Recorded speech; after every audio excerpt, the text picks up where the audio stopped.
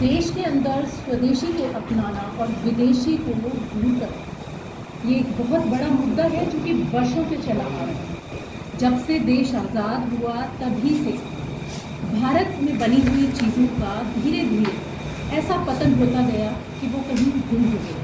लेकिन आज फिर उन्हीं चीज़ों को देश के अंदर वही महत्वता देने के लिए कोशिश की जा रही है। तो आज इसी को लेकर स्वदेशी जागरण मंच की ओर से एक प्रेस कॉन्फ्रेंस का आयोजन किया गया, जिसमें कश्मीरी लाल जी हमारे साथ हैं और वो बताएंगे कि किस तरीके से भारत देश के अंदर स्वदेशी को अपनाने के लिए क्या नए कायदे और कानून लागू होने चाहिए। जी नमस्कार। मॉर्निंग न्यूज़ इंडिया की इस पहल के लिए मैं धन्यवादी हूँ और आपके माध्यम से दर्शकों को बताना चाहता हूँ कि जब कभी कोई युद्ध होता है तो वो नुकसान भी दे सकता है, लाभ भी दे सकता है। आज अमेरिका ने अनाप शराब ताबड़तोड़ टैरिफ लगा करके, नए नए टैक्स लगा करके दुनिया के मित्र और शत्रु देशों को परेशान करने का प्रयास किया है। भारत अगर प्रयास करेगा और भारत के लोग अगर प्रयास करेंगे तो इसका हमें बहुत लाभ भी हो सकता है। उसका पहला कारण है कि उसने अमेरिका ने 245% टैरिफ चाइना पर लगाया है। स्वाभाविक है, चाइना के सामान अमेरिका के अंदर बहुत महंगे हो जाएंगे, भारत के सामान सस्ते हो जाएंगे अगर हम उच्च क्वालिटी के, अच्छी श्रेणी के एक्सपोर्ट करते हैं तो हमें लाभ हो सकता है। वैसे भी भारत का व्यापार घाटा चाइना अमेरिका से नहीं है। हमको 44 अरब डॉलर प्रति साल ट्रेड सरप्लस होता है, हमें लाभ होता है। इस लाभ को और बढ़ाया जा सकता है और जो 3 महीने की टैरिफ के अंदर जो रोक लगाई गई है उसको और आगे लगा करके भारतीय कंपनियां आगे बढ़ सकती हैं। साथ ही साथ हमको कोशिश करना चाहिए कि अमेरिका की कंपनियां, विशेष रूप से Amazon, Flipkart, Walmart, Procter and Gamble, Hindustan Lever यानी यूनिलीवर, इन सभी लोगों को सचेत करना चाहिए ताकि भारतीय प्रोडक्ट बहुत अच्छे ढंग से बिक सकें। इसलिए ये युद्ध में भारत को लाभ हो सकता है, भारत में रोजगार बढ़ सकता है, विदेशी कंपनियां भी यहाँ आकर के अपना उद्योग शुरू कर सकती हैं। तो ये घाटे का सौदा नहीं, ये लाभ की स्थिति भी हो सकती है। देखिए, भारत के अंदर अगर हम देखें तो हर एक छोटे छोटे गांव ढाणी के अंदर भी विदेशी सामान सबसे ज़्यादा बिकता है, खरीदा भी जाता है। और उसका कारण सबसे बड़ा ये रहता है कि वो सस्ते दामों पर मिल जाता है और भारतीय जो सामान होते हैं, जो भारत में मैन्युफैक्चर होते हैं, वो बहुत महंगे मिलते हैं। इसके पीछे अगर हम भारतीय सामान को खरीदने के लिए लोगों को प्रोत्साहित करते हैं तो सबसे पहला सवाल ये उठता है कि हम उस सामान को सबसे पहले सस्ता कैसे करें जिससे हमारी जनता उसे खरीदे। तो इस बारे में भी क्या कुछ स्वदेशी मंच विचार कर रहा है, कोई प्लान है? बिल्कुल हम करते हैं। पहली बात तो ये सचेत करना होता है कि अगर कहीं चूहिया को कुछ फ्री में मिल रहा है, सामान सस्ता नहीं मिल रहा है, तो उसको ये भी ध्यान रखना चाहिए उसको फंसाने के लिए किया जा रहा है। भारत के उद्योग धंधों को ये नष्ट करने के लिए काम किया जा रहा है, इसलिए इससे पहली बात सचेत होना चाहिए। दूसरा, ऐसा अमेरिका के किसी प्रोडक्ट के बारे में नहीं है कि वो सस्ता है। स्क्रैचर का जूता होगा तो 3000 से शुरू होगा, भारत का जूता होगा, जो भी हमारी एक्शन है, लिबर्टी है, इन कंपनियों का 1500 पे जाके समाप्त हो जाता है। इसी प्रकार से और सामान के बारे में भी यही कुछ है।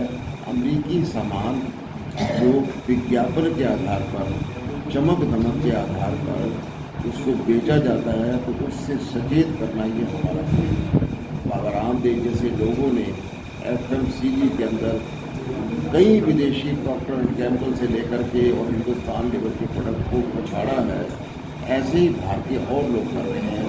कीमत भी सस्ती है, सामान भी टिकाऊ है और जवाबदेही भी है और देश को भी लाभ होता है। ये समझाने की बात है, उसके लिए हम प्रयास कर रहे हैं और मीडिया के माध्यम से और प्रयास हो सकते हैं। क्या हम इस सारी मुहिम के अंदर सबसे ज़्यादा अमेरिका को टारगेट कर रहे हैं? सामान को या और भी कंट्रीज को? ऐसा है कि चाइना सामान के बारे में तो हम हमेशा से करते हैं। जब कोरोना का बीमारी आती है तो फिर कोरोना की दवाई ज़्यादा बांटना पड़ता है। तो लेकिन उसी समय पर अभी क्योंकि अमेरिका ने टैरिफ वार शुरू किया है, चाइना ने नहीं शुरू किया है, इसलिए अमेरिका के बारे में सचेत करना ये हमारा ज़्यादा है। ये अभियान जो अभी चल रहा है चाइनीज़ कंपनियों के खिलाफ, तो हम पहले से ही हाथ धोकर की जिसे कहते हैं पड़े हुए हैं। अमेरिका के बारे में और ज़्यादा सचेत करना समय की आवश्यकता है, इसलिए हम ये कर रहे हैं। क्या रणनीति रहेगी कि स्वदेशी को सबसे ज़्यादा भारत के अंदर हम टारगेट कर सकें और लोगों तक पहुंचा सकें? हमारी दो तरीके हैं। एक तो यह है कि कोका कोला है, पेप्सी कोला है, विदेशी सामान है, जॉनसन एंड जॉनसन जैसे पाउडर हैं, ये सब के ऊपर बहुत बड़े बड़े जुर्माने लगे हुए हैं, सब के ऊपर बहुत बड़े फाइन लगे हैं, स्वास्थ्य के लिए हानिकारक है, ये सिद्ध हो चुका है। लेकिन फिर भी वो लोगों को भरमा करके, लोगों को अपने जाल में फंसा करके इन चीज़ों को बेचते रहते हैं। ऐसी अनेक अंग्रेजी दवाइयाँ हैं, एलोपैथिक दवाइयाँ, जहाँ अमेरिका से शुरू होती हैं और उसके खूब प्रभाव पूरी दुनिया के अंदर हैं। भारत में जानकारी के अभाव के अंदर ग्रामीण लोग, शहरी लोग रहते हैं, उनकी ओर सचेत करना ये हमारा काम है। दूसरा काम, अमेज़ॉन और फ्लिपकार्ट जैसी कंपनियों के सामने भारत के दुकानदार टिक नहीं पाते, तो हम उनको समझाते हैं कि ऑनलाइन कोई रॉकेट साइंस नहीं है कि जो अमेरिका ही बना सकता है। आप भी ऑनलाइन प्रोडक्ट बेच सकते हैं और किस प्रकार से मिल करके सप्लाई का सिस्टम बनाएंगे तो आप उनसे सस्ते प्रोडक्ट, उनसे टिकाऊ प्रोडक्ट और जवाबदेही के साथ दे सकते हैं। इसका लाभ बहुत शहरों के अंदर दुकानदार लाभ उठा रहे हैं।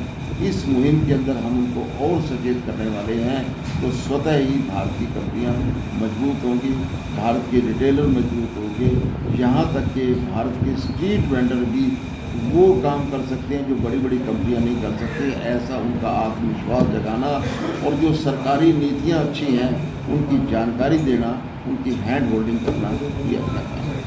ऐसे में सबसे बड़ा सवाल ये उठता है कि भारत के अंदर अगर भारतीय चीज़ों को भी बढ़ावा देना हो तो हमें सरकारी मदद की सबसे ज़्यादा जरूरत है। और आज अगर स्थिति देखी जाए तो विदेशी कंपनियों को भारत में लाने के लिए पुरजोर कोशिश की जा रही है। राजस्थान के अंदर भी कई सारे इस तरह के MOU हो चुके हैं।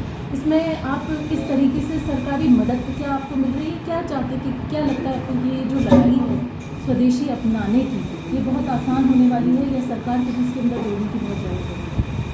मेरे हिसाब से जिस प्रकार से प्रधानमंत्री जी ने एक आह्वान किया कि हमको वोकल होना है तो लोकल के लिए होना है और इसको मेक इट ग्लोबल करना है और आत्मनिर्भर भारत, विकसित भारत का जो अभियान चलाया है, ये एक बहुत बड़ी अच्छी पहल है। स्वदेशी के काम को बल देने वाली बात है। और दूसरी बात है कि विदेशी कंपनियों को अगर बुलाया जाता है, क्योंकि चाइना में सामान बना करके बेच रही थी, तो यहाँ बनाएंगी तो कम से कम रोज़गार भारतीय लोगों को मिलेगा और प्रॉफिट पर भी शेयरिंग होगी, टेक्नोलॉजिकल शेयरिंग भी होगी। तो इसी के कारण से उन्होंने कम मेक इन इंडिया कुछ आह्वान किया है। परंतु हमारा मानना है कि भारतीय कंपनियों को हम ज़्यादा मजबूत करेंगे तो और लाभ होगा। उसके लिए सरकार ने MSME के अंतर्गत बहुत सारी रियायतें, बहुत सारे काम करने शुरू किए हैं। उनकी लोगों तक जानकारी पहुंचाना और हैंड होल्डिंग करना, उनका सहयोग करना, इसकी आवश्यकता है। स्वदेशी जागरण मंच, लघु उद्योग भारती, सहकार भारती और समाज के कई स्वतंत्र संगठन इसमें हमारे साथ मिलकर काम कर रहे हैं। इसमें हम यशस्वी होंगे ऐसा।